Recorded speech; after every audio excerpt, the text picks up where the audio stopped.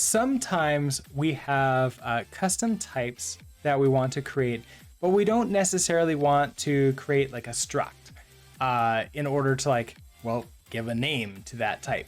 Sometimes we already know what that type is. It just is complicated, or maybe it just doesn't make that much sense. Let's create an example here. So let's say we have like a name, and it's gonna be actually, you know what? Let's do this in a function here. So function, maybe look, we have this like say hello, and you're gonna take in a name that's gonna be a, well, it's gonna be like an option, and there's gonna be a maybe like a tuple inside that's gonna have like a string for the name, or maybe it's a stir for the name, and maybe we want like the count of like how many times we want to like say hello to them, or maybe like the count of the number of exclamation points we want to say at the end. This is going to be a U8, and then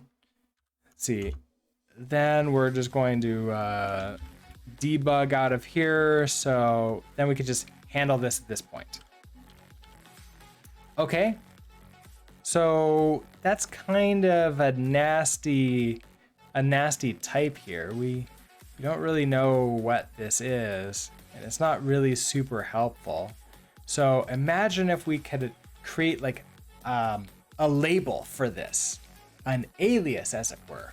Well, luckily, Rust gives us that option. So there is the type keyword here. So we can just use type and then the name of this type. So let's just say it's a, how about name with, it's like name with like the number of exclamation points.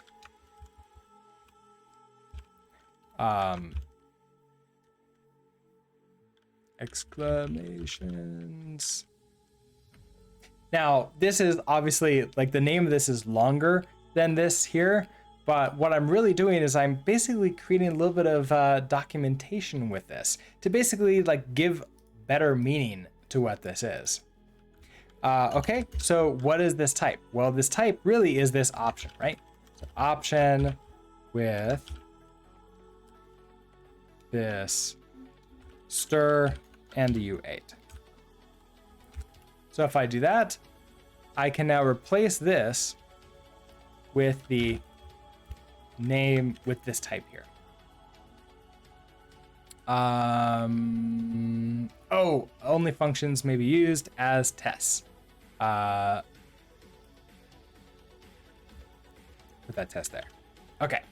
Now we should be happy. Let's see what are, oh, now it is like there is some caveats. If we're trying to do like this, this reference here, it's saying like, hey, we need a lifetime parameter. Let's not get into that right now. Let's convert this into just a string. And now we're fine. Now all it is yelling about is that it's not really being used.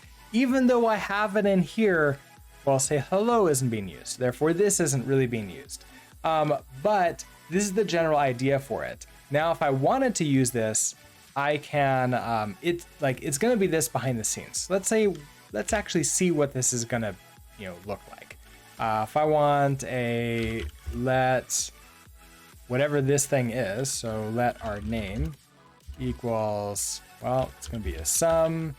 It's gonna be this tuple with a string, so it's Brooks, 2 owns, and then we also have to have like the number of exclamation points. This would be like, let's say 3. So right now we're still having this shown here, and we're gonna call say hello, and we're gonna pass in name. Now notice here, it's still showing us this option. Okay. Now what if I just try to like print out what this name is? We just do a debug name. Or run this test. It's still just like exactly what we expect it to be. It's still an option with this tuple, with like the string and the U32 inside. So the the type name really isn't doing anything just besides allowing you to give a name to a complicated type. Now, if you do have like a really complicated type that gets pretty long and there's a lot of things to it, then Clippy will eventually yell at you and say, hey, this should probably have a custom name around it to make it a little bit simpler. It's something that we'll have to deal with in the main project at the end of this course. So it is something that is really good for us to know, especially if we want to actually have inline documentation, like self-documenting code.